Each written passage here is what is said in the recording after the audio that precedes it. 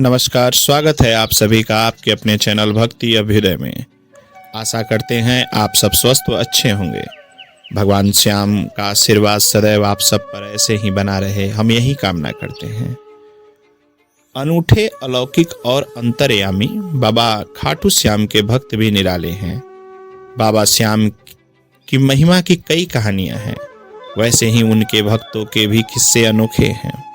रेवाड़ी के श्याम बहादुर और खाटू श्याम के आलू सिंह के ऐसे ही प्रिय भक्तों में से एक हैं। इनसे जुड़े कई अविश्वसनीय और हैरान कर देने वाले किस्से आज भी खाटू श्याम में सुनाए जाते हैं। तो ज़्यादा विलंब न करते हुए आप सबको अपनी कहानी की तरफ लेके चलते हैं। महंत मोहनदास बताते हैं, रेवाड़ी के श्याम बहादुर बाबा श्याम के परम भक्त थे। उनका जन्म रेवाड़ी में 1876 में हुआ था। बाबा श्याम के दर्शन के लिए रेवाड़ी से खाटू का 200 किलोमीटर से ज्यादा का सफर पैदल ही तय किया करते थे। इस दौरान न भोजन करते और न ही पानी पीते। हाथ में नारियल और मुंह पर श्याम के जयकारे।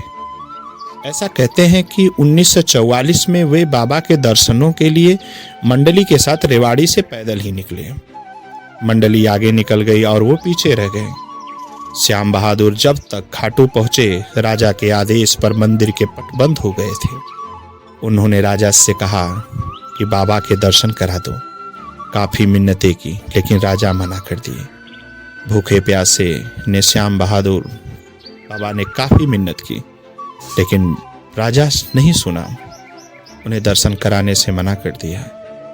वे भूखे प्यासे जयकारे लगाते हुए मंदिर के गेट तक पहुंचे और मोर छड़ी से मंदिर के ताले को छुआ। मोर छड़ी के छूते ही ताला खुल गया। ये देखते ही लोग हैरान हो गए और बाबा श्याम के जयकारे लगाना शुरू कर दिए। महंत मोहनदास जी बताते हैं कि आज भी यह ताला मंदिर के स्ट्रांग रूम में रखा हुआ है। ऐसी कहानी है कि श्याम बहादुर एक बार बाबा श्याम के दर्शन के लिए आए। उसी दौरान एक व्यक्ति भी वहां पहुंचा जो देख नहीं सकता था। उसने रोते हुए बाबा के आगे हाथ जोड़कर कहा, मेरी आंखों की रोशनी लौटा दो। वहीं खड़े श्याम बहादुर ने प्रतिमा की ओर देखकर कहा, बाबा ये बड़ी उम्मीद लेकर आया है। भले मेरी एक आंखें ले लो, लेकिन इसे आज रोशनी दे दो। महंत मोहनदास जी बताते हैं कि क्षण भर के बाद श्याम बहादुर को दाहिनी आंख से दिखना बंद हो गया और दृष्टिहीन भक्त को एक आंख से नजर आने लगा। श्याम बहादुर का 1951 में देहांत हो गया। उनका परिवार आज भी बाबा के दर्शन के लिए आता है। आलू सिंह का जन्म 1916 में खाटू में हुआ था। वे बाबा श्याम के परम भक्त थे। 1972 की बात है।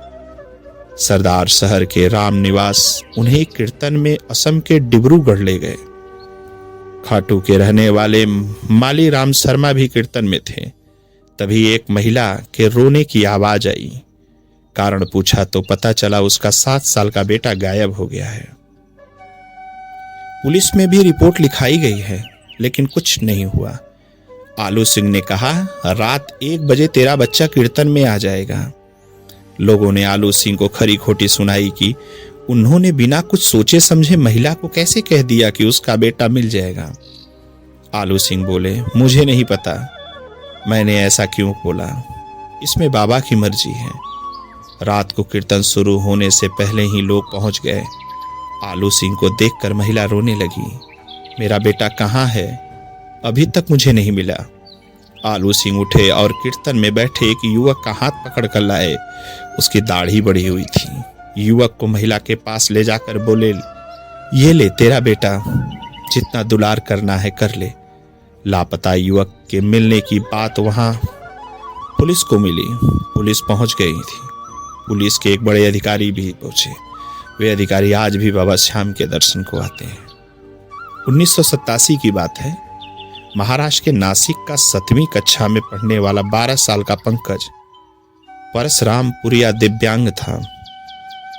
बैसाखी के सहारे चलता था। दादी और पिता कई डॉक्टरों के पास लेकर घूमते रहे, लेकिन कोई फायदा नहीं हुआ। इसके बाद वे मन में विश्वास लेकर खाटू श्याम जी पहुंचे। यहाँ उनकी मुलाकात आलू सिंह से हुई। आलू सिंह ने उन्हें कहा, बाबा का भंडारा लो। वे प्रसाद लेकर बैठ गए। आलू सिंह ने पंकज को आवाज लगाकर अपने पास बुलाया। पंकज आने लगा तो आलू सिंह ने कहा, बैसाखी वहीं छोड़ कर आओ। पंकज नहीं आ पाया। आलू सिंह ने 4 बार आवाज लगाई तो पंकज ने घबराते हुए बैसाखी छोड़ी और धीरे धीरे कदम बढ़ाए। आलू सिंह का हाथ पकड़कर पंकज को बाबा श्याम के धोख लगाने के लिए ले गए। महंत मोहनदास जी बताते हैं कि खाटू से जाने के बाद पंकज के पिता ने बॉम्बे अस्पताल में उसके पैरों की जांच कराई। वहां डॉक्टर झुनझुनवाला भी देखकर हैरान हो गए और बोले कि ये तो चमत्कार हो गया। तब से पंकज के परिवार के साथ बाबा के दर्शन को खाटू श्याम आते हैं। 73 साल की उम्र में आलू सिंह जी का निधन हो गया। बाबा श्याम के सिर्फ देश ही नहीं दुनिया भर में लाखों भक्त हैं। मेले में ये भक्त अलग अलग तरीकों से अपनी आस्था प्रकट करते हैं। कोई पैदल यात्रा करता है तो कोई श्याम दरबार में आता है तो कोई पेट पलायन आकर धोख लगाता है, कोई मेले के दौरान भूखा रहता है तो कोई दूसरों को भोजन कराता है, जल सेवा देता है। सभी भक्तों को जय बाबा श्याम, जय बाबा श्याम।